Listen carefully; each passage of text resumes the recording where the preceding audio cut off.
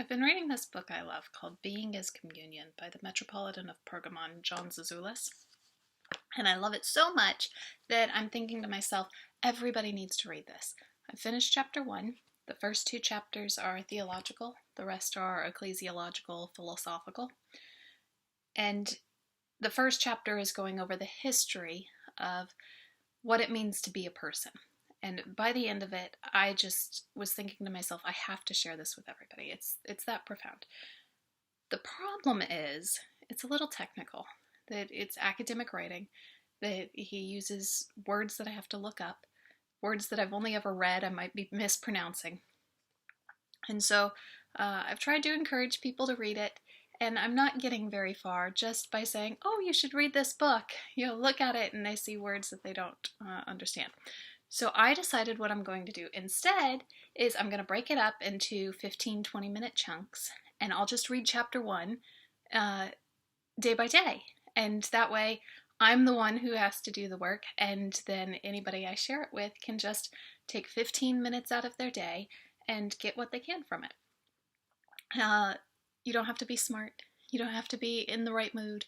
That, getting what you can at the time is totally okay. I'm not I'm not going to be going and engaging this academic dialogue that he's engaged in, that I'm just learning and growing. I find it so enlightening, and I think that you will too. In chapter 1, I wrote down just a few of the things after the fact that I recognized him addressing. He does not address any of these directly, most of them. It's not like, oh, this is how things should be. This is the theology, this is the history, this is where our conception of this idea came from.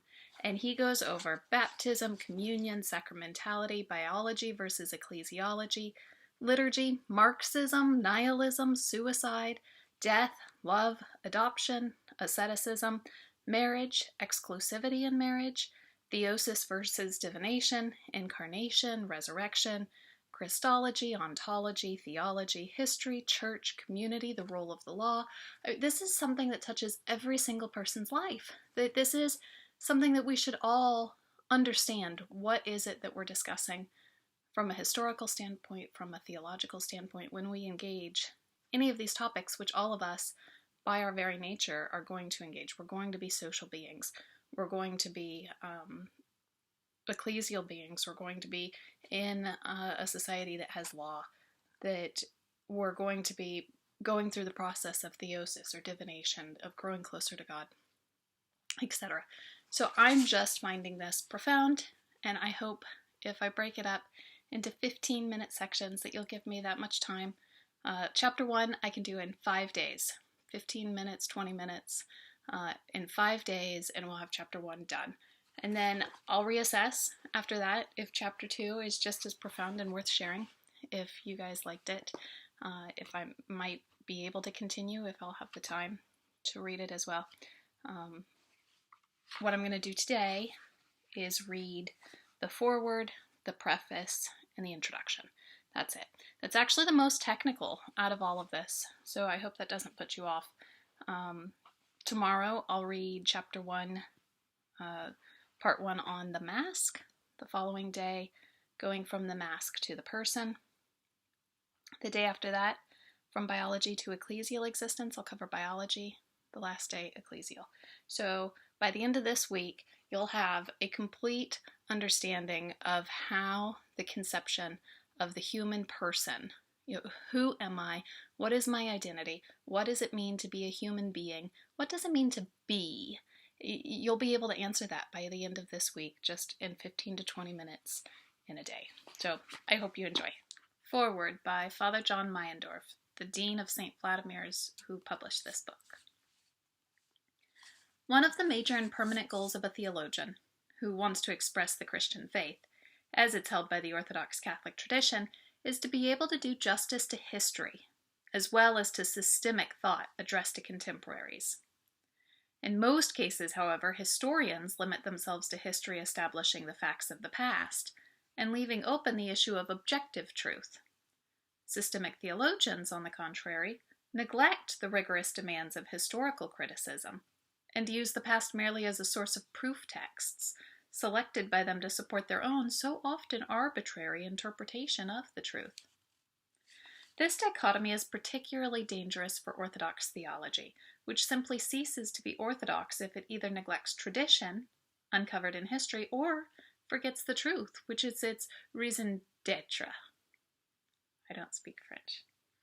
The present work by John Zizioulas should, I believe, be seen as important not only because it obviously transcends the dichotomy referred to above, but also because it succeeds brilliantly in showing that the orthodox doctrines of man and of the Church cannot be compartmentalized in neatly separate sections of theological science, theology, anthropology, ecclesiology, but are simply meaningless if approached separately. Only together do they reflect the true mind of Christ, of which St. Paul wrote, the true gnosis defended by St. Irenaeus, and the authentic experience of God, called for by the Fathers of later centuries.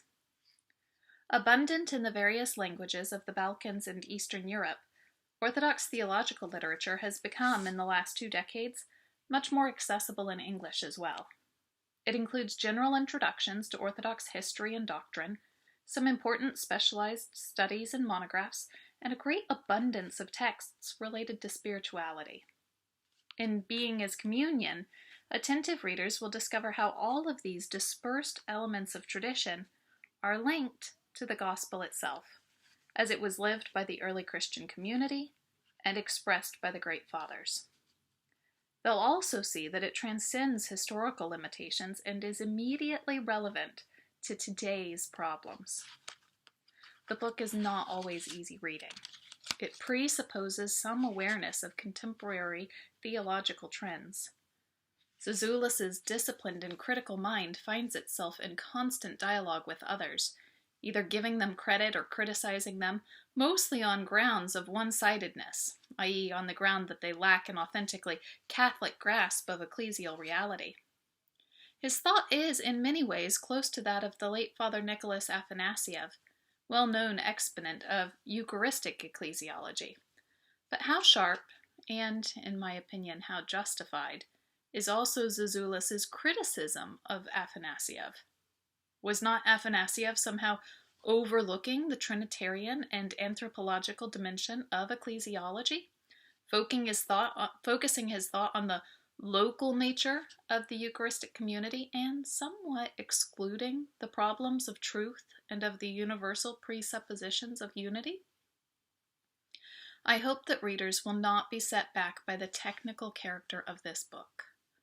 John Zizioulas is actually dealing with the most contemporary, the most urgent, the most existential issues facing the Orthodox Church today. Unless the visible reality of our church life becomes consistent with that communion which is revealed to us in the Eucharist, unless our ecclesiastical structures, especially here in the West, conform themselves to that which the Church truly is, unless the Eucharistic nature of the Church is freed from under the facade of anachronism and ethnic politics which hide it today, no ecumenical witness, no authentic mission to the world is possible.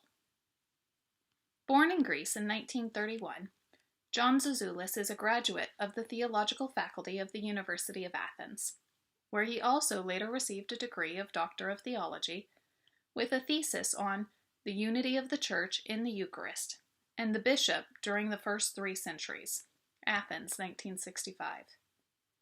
He also studied patristics at Harvard, and was a fellow of Dumbarton Oaks Center for Byzantine Studies.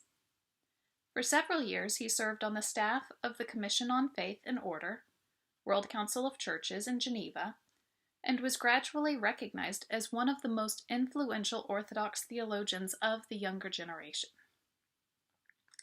As a representative of the Ecumenical Patriarchate, he's a member of the International Commission for Dialogue with Roman Catholicism.